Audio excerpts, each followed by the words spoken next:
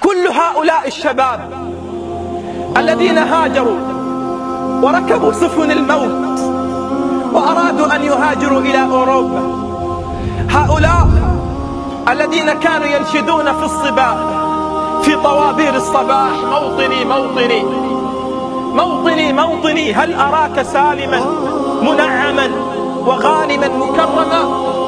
هؤلاء الشباب الذين كبروا فلم يجدوا مثل هذه الترانيم، الذين كبروا فلم يجدوا مثل هذه الأناشيد، لم يجدوا إلا الموت والألم والجوع والتشريد واللجوء والقتل.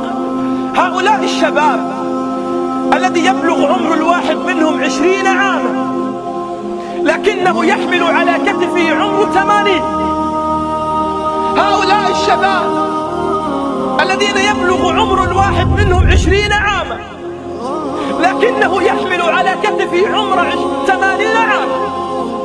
حتى كتب أحدهم، حتى لا أطيل، حتى كتب أحدهم رسالة إلى أمه قبل أن يغرق وأن يموت وأن يتاجر به تجار السفن والبحر، قاتلهم الله. يقول لأمه قبل أن يغرق وأن يموت: أنا آسف يا أمي، أنا آسف يا أمي، لأن السفينة غرقت بنا ولم أستطع الوصول إلى هناك.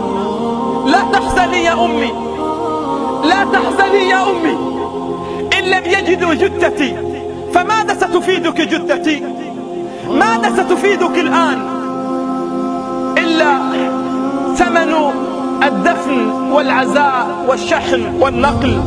أنا آسف يا أمي لأنني سافرت كغيري من البشر، ولم تكن، هو يقول لأمه: لم تكن أحلامي كبيرة كغيري من الذين سافروا، لم تكن أحلامي إلا بحجم ثمن علبة الدواء لمرض القولون لك، لم تكن أحلامي إلا بحجم علبة دواء ثمن تصليح أسنانك.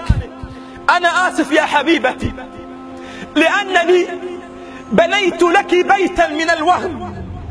أنا آسف يا حبيبتي لأنني بنيت لك بيتا من الوهم. ثم يقول لا للبحر بعدها: شكرا لك أيها البحر الذي استقبلتنا بدون فيزا ولا جواز سفر. ثم يقول ختامها: أنا آسف لأنني غرقت. كأن لسان حاله يقول: كم عشت أسأل، كم عشت أسأل أين وجه بلادي، أين النخيل وأين دفء الوادي. حتى يقول إلى أمه: ردوا إلى أم القميص، ردوا إلى أم القميص، فقد رأت ما لا أرى من غربتي ومن مرادي. ما عاد في أوطاننا ضوء نجم شارد، ما عاد فيها صوت طير شادي. تمضي بنا الأحزان ساخرة، تمضي بنا الأحزان ساخرة، وتزورنا دوما بلا ميعاد. صرخت والكلمات تهرب من فمي، صرخت والكلمات تهرب من فمي. هذه البلاد لم تعد مثل بلادي، هذه البلاد لم تعد مثل بلادي. لكن برغم هذا سترسو سفينة هي أجمل، سفينة الإسلام بإذن الله.